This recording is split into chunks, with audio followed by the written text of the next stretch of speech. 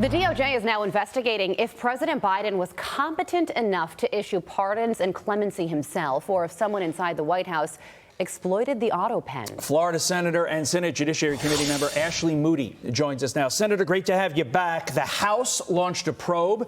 The DOJ now launching this investigation. Your colleague, Senator Ron Johnson, launching an investigation into Joe Biden's health. What is the Senate Judiciary Committee doing to shine a spotlight on this and potentially hold Biden administration staffers accountable?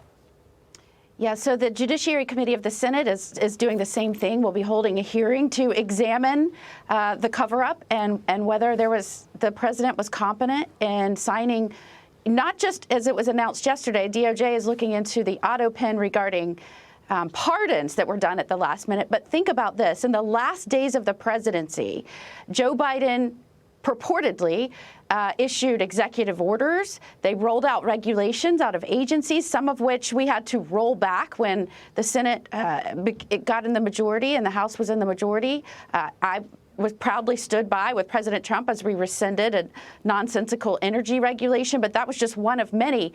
And so I think that this is a long time coming and welcome news to the American people. If you'll remember, when I was AG, some of the executive orders coming out of the White House were astounding. They were wrecking things that both Democrats and Republicans had long purported to be important to this country, like border security and so many other things. And there were many times when we would say Biden's handlers are at it again, because it was clear there were radical zealots running rampant in the White House.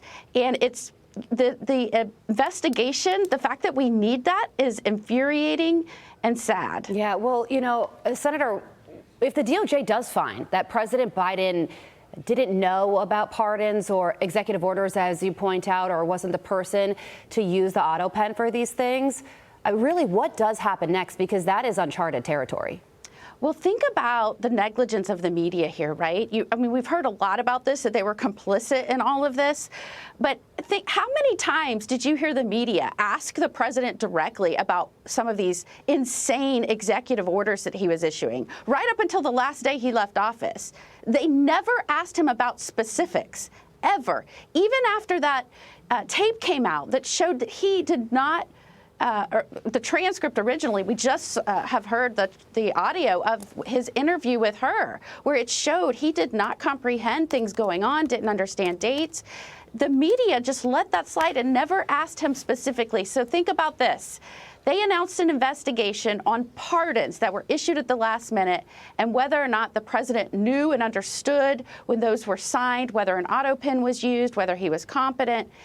When you start pulling the thread, a lot unravels. And I think what needs to be looked at is some of these executive orders and regulations that were being pushed out of these agencies that made no sense for the strength and security of this nation.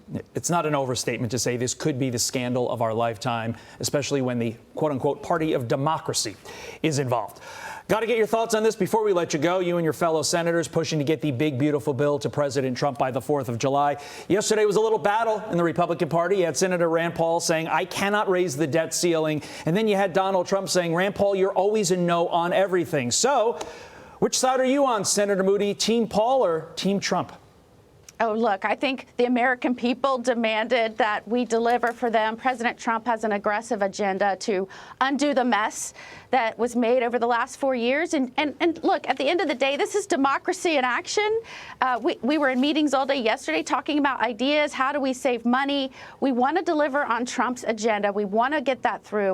We're on that page, but we need to make sure we're bringing fiscal sanity. And I think you're having senators right now talk about, can we save more money? How can we do that? What are our ideas? And so I think you'll see that get done. I'm proud of our leader, Thune, who has an aggressive timetable, and I'm proud to work with such great colleagues that are rolling up their sleeves and delivering for the American people. Well, yeah, the Senate is considering changes to that bill with that July 4th deadline in mind, so we will be watching. Senator Ashley Moody, thank you so much for joining us.